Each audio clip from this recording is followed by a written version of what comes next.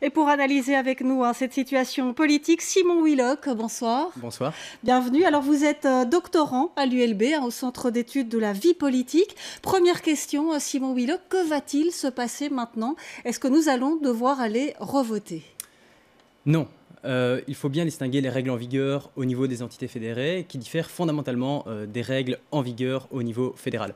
Le Parlement fédéral n'est pas un Parlement de législature, par conséquent il peut être dissous avant la fin de la législature et on peut provoquer des élections législatives anticipées. Au niveau des entités fédérées, que ce soit la région de Bruxelles-Capitale, la région Wallonne ou la Fédération Wallonie-Bruxelles, nous avons affaire à des parlements de législature. Ils ne peuvent pas être dissous avant le terme de cette législature et nous n'irons pas voter au niveau des entités fédérées avant le mois de mai ou le mois de juin 2019. Donc, il n'y aura pas d'élections régionales et communautaires anticipées. D'accord, ça c'est une première chose. Alors maintenant, qu'est-ce qu'il va se passer, Est-ce qu'il va le CDH veut mettre le PS dehors, très bien, mais comment ça va se passer? Qu'est-ce qui va devoir se voter d'ici là et se discuter aussi? Alors, dans un premier temps, les discussions et dans un second temps, les votes. Donc, dans un premier temps, le CDH va tenter de dégager une majorité alternative.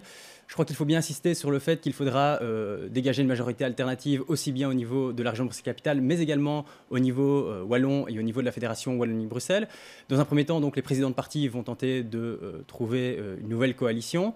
Et une fois qu'ils auront réussi à négocier la formation de cette coalition, ou plutôt à trouver les partenaires, ils vont devoir déclencher une motion de méfiance constructive à l'encontre des gouvernements des trois entités fédérées concernées. Alors, en quoi consiste cette motion de méfiance? Il faut qu'un certain nombre de parlementaires déposent cette motion et au moins 48 heures après le dépôt de cette motion, un vote interviendra, un vote qui aura un double objet. D'une part, renverser les majorités actuellement en place et d'autre part, mettre en place de nouvelles coalitions qui disposeront d'une majorité au sein des trois parlements concernés. C'est la condition sine qua non. Donc il faut non seulement trouver les partenaires pour former des majorités dans les trois entités fédérées et ensuite procéder à ce vote.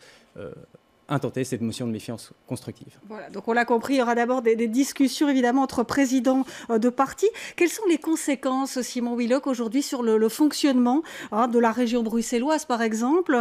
Est-ce que le gouvernement, le Parlement continuent à travailler? On pense aux commissions aussi, évidemment. Oui, alors pour ce qui est des exécutifs, on va probablement avoir affaire à une situation qui peut être assimilée au gouvernement en affaires courantes qu'on a régulièrement connu au niveau fédéral, c'est-à-dire que les gouvernements wallons, bruxellois et de la Fédération Wallonie-Bruxelles vont continuer à expédier les affaires courantes, ils vont assurer la gestion quotidienne, mais ils ne prendront probablement plus de grandes décisions avant que de nouvelles majorités ne soient mises en place.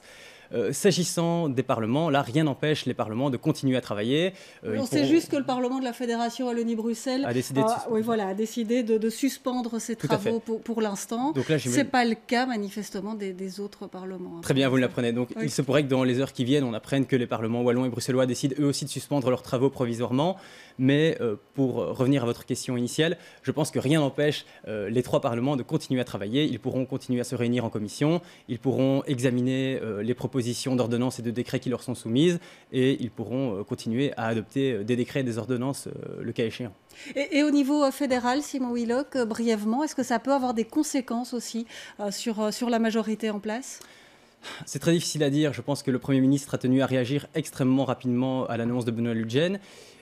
Si d'une part Olivier Chastel s'est montré ouvert à la constitution de nouvelles majorités dans les entités fédérées, le Premier ministre a pour sa part tenu à rassurer ses partenaires de majorité au niveau fédéral, ses partenaires flamands, en rappelant que pour lui, l'objectif c'était de maintenir cette coalition suédoise jusqu'aux prochaines élections législatives et a priori, il est exclu que d'autres formations politiques puissent entrer dans cette majorité. Et à vrai dire, on imagine mal Benoît Lutgen annoncer en 2017 qu'il accepte de gouverner avec la N-VA, alors qu'en 2014, il avait opposé une fin de non-recevoir lorsque la proposition lui en avait été faite par Bart De Wever. Effectivement.